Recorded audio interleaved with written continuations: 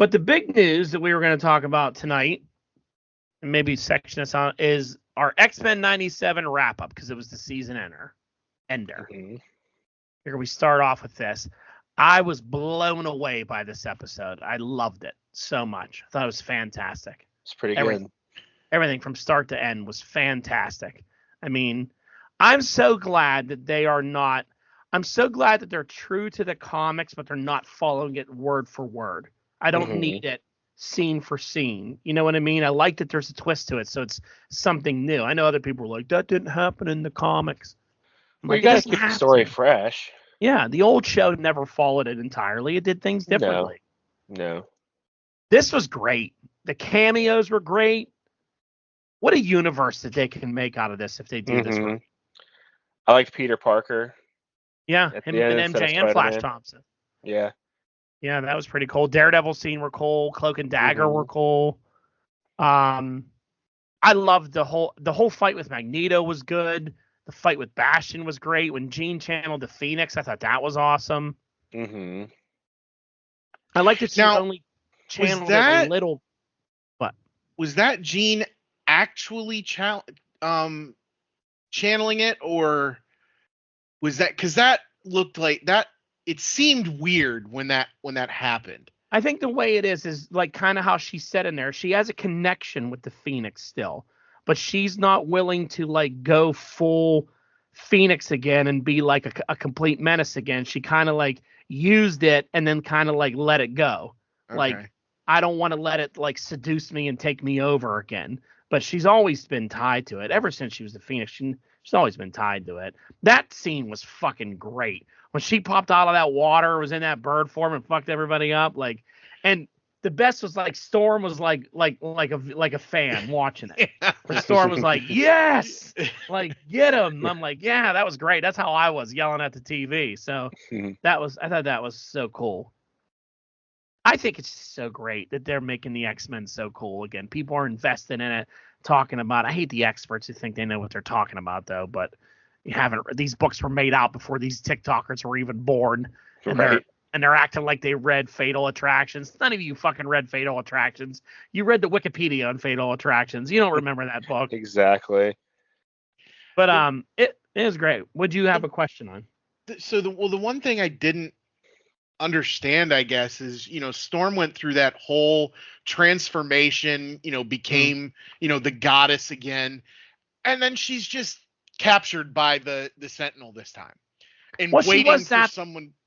You remember in the previous episode, she was kicking ass, and then her attention went to Forge, getting shot down. And then, that's right. She was wrecking house, and then they shot her right in the back when she like kind of took her attention away. Yeah. I mean, they could have made her like go a little bit more crazy. I thought she was going to go up there and fuck up Magneto a little bit, but I love how it ended.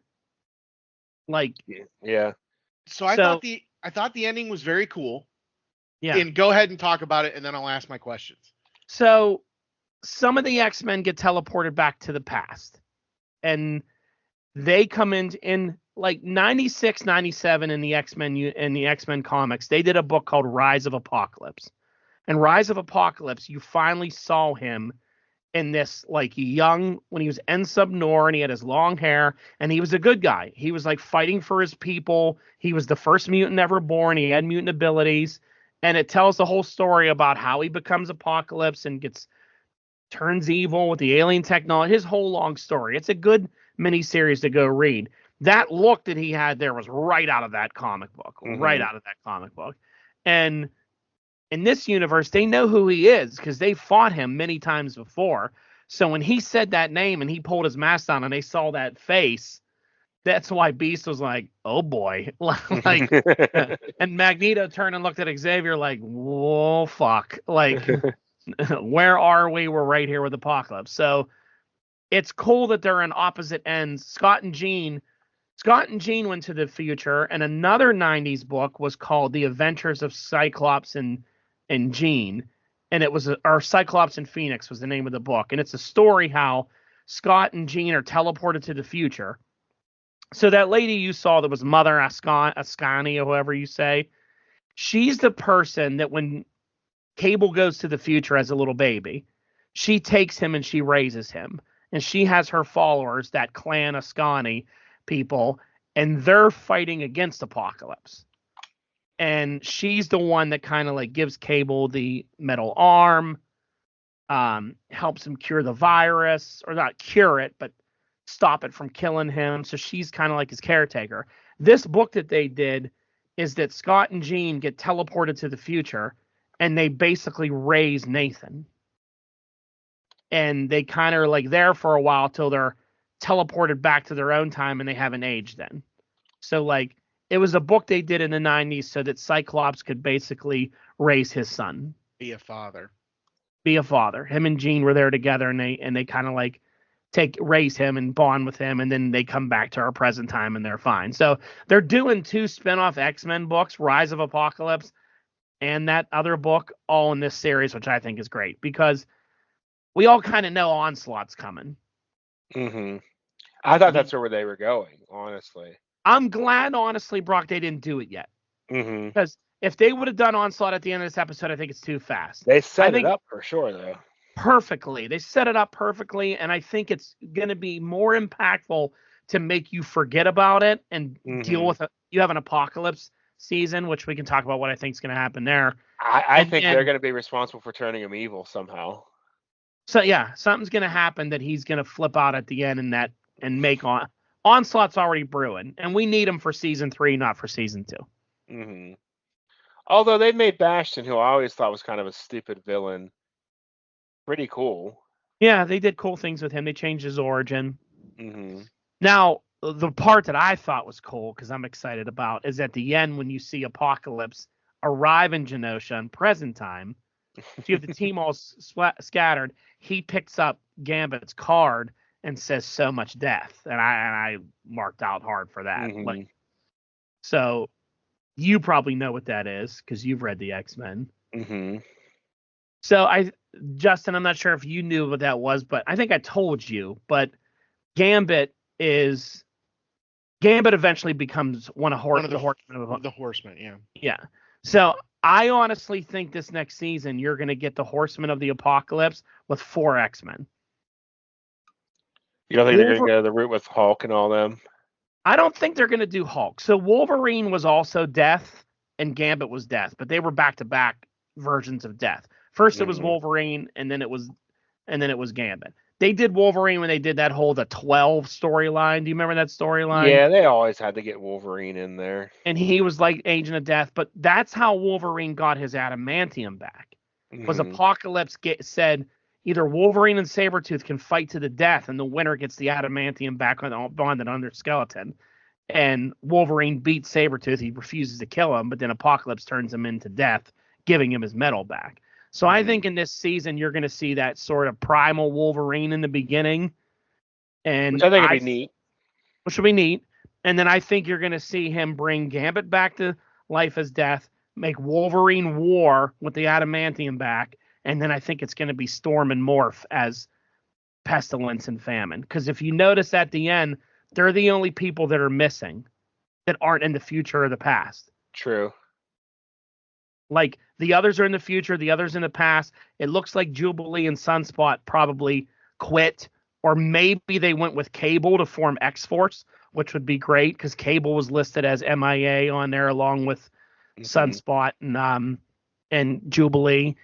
And I think you're going to see a version of the X-Men. I think that's how we get Gambit back.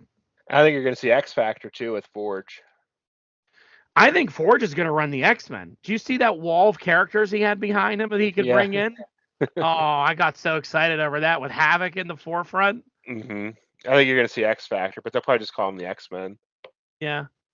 I think you're going to get Colossus. I think the new team's going to be everyone you saw on that wall. Havoc, Colossus, Iceman, Shadowcat, White Queen was on there. Which I thought was a cool one was Dusk. Yeah. Because she wasn't even around then. No, she's way later. But let's be real. If you're the X-Men who deal with inclusivity, great. If you want to have representation, the mutant known as Dusk, she's an Indian girl. Indian? Was she, Brock? Or like, she's Middle Eastern. I don't know where from exactly. I think she's Saudi, isn't she? she would wear the coverings and only show like part of her eyes or whatever. You know, she had the whole covering on, and she would turn into sand, and she was like Mhm. this a powerful new mutant. She's great. So introducing her early on, giving that sort of She's representation from there, Afghanistan. it's done perfectly.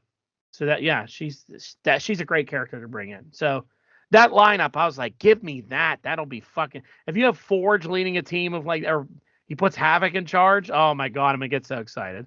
90s Havoc, because they did him horribly the first time around. They act like him and Cyclops never met each other. Yeah, and he looked dumb, and he like walked weird. You know how much better they made Cyclops. Just imagine how much better they're gonna make Havoc. So I think you're going to see a new team of X-Men searching for the X-Men, maybe fighting against Apocalypse's Horsemen. It's going to be good. There's a lot of things they can do there. And you can't tell me they're not building up that Avengers team either. They keep showing them. Yeah, they keep adding more people to that lineup. Yeah. How cool did Iron Man look in his old 90s outfit? He did look pretty neat. It was cool. Yeah. Doctor Strange doing surgery. Oh, I mean, if we're building towards Onslaught, we're going to need the Avengers. Yeah. He kills them all, but yeah. I'm so excited for this world. I couldn't love the show more if they tried. I couldn't love it more if they tried. It so good. Everything about it was so good. So now for my questions. All right. Didn't the original 90s X-Men series, didn't it end with Apocalypse? Like, they've already done the Apocalypse story. They've done multiple Apocalypse stories, yeah. Okay. They beat him multiple times. All right. I don't know. I thought it was weird, them, again, not knowing all of this other history. I thought it was weird that they were going back to Apocalypse, because this is supposed to be a direct continuation of the previous show. It is, and that's why they knew who he was. Okay. And that's why they weren't like, oh, we never met you before. Who are you? People on the internet were like, how they know that was him? I'm like, because this show has history. They fought him before. Okay. As soon as they saw that jawline and heard that name, they were like, fuck. Like, because they've defeated him already multiple times, but Bishop beat him, didn't he? Wasn't that who Bishop took him out? Cable beat him, and like they stuck him in time somewhere and all that. But Apocalypse is like Thanos. He just never goes away. He keeps coming back. That's why he's had like 20 different versions of the Horsemen. He's always messing with new versions and all that. Right. And like I said, he's a great distraction, because everybody was like, this is going to be that Onslaught. Then they were like, oh, Apocalypse. It's going to be a perfect, like, look over here. He's a perfect way to bring back Gambit. Perfect way to put the metal back in Wolverine. Take care of all those little things, and then he'll be defeated, and then it'll be like, here's the real threat coming. I think we might also get Strife. Yeah. Because Strife, they're in that future. Strife was the villain in that. And they left Sinister alive, too. Yeah. She fucked him up at the end, didn't she? She did. And then Morph mocked him. He asked him to. Yeah, he told him to. Strife is a clone of Cable from the future, and he becomes like a mutant terrorist leader, and you never knew it was Cable's clone. And then he took his mask off and looked just like him. He wears like this metal outfit. I like Strife. Some people don't like him. They think he's kind of stupid, but. And then my only other comment, and again, it's a stupid cartoon, so this is just really super nitpicky. How the fuck did those future people know Cable's name was Nathan? Bishop told him. Yeah, maybe Bishop told him. I don't know. Bishop dropped him off. It would be weird in the other comic because he just kind of arrives there on his own. But yeah, now, didn't Rachel Summers take him to the future? His sister. I think so. Future Rachel. Not in this show though. No. This show is probably Bishop. Yeah, it had to be Bishop, because he was the only one who knew who he was. I like how Bishop was like, it's not where are they, it's when are they. Like he comes back just. Mm-hmm. Hey, we got some time stuff going on. Bishop's here. We'll straighten it out. Nathan looked goofy as hell, didn't he, wearing his little outfit? He did. And he had that thing on his head that had Sinister's markings on it, though. Mm-hmm. When he got his fucking arm ripped off, that was crazy.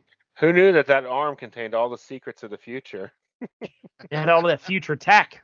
Do you guys see And the it meme was- that's going around with Forge and Polaris from the 92 episode? Where he's No. like, why didn't we just ask Polaris for help whenever Magneto did this to the Earth Spooler or whatever? Yeah, where was Polaris in all this? She's not on that board. She could be another one that could be a horseman too, because she was a horseman once before too. Mm-hmm. She was sort of Sunfire was one X-Men that was that. I wouldn't be Psylocke. surprised, even if they don't go with the whole like if Gambit, if they don't do the X-Men version, there could be a lot of people from that Genosha that he resurrects as horsemen. Yeah, because basically all those new X-Men characters got wiped out there, and I could see them wanting to like use them.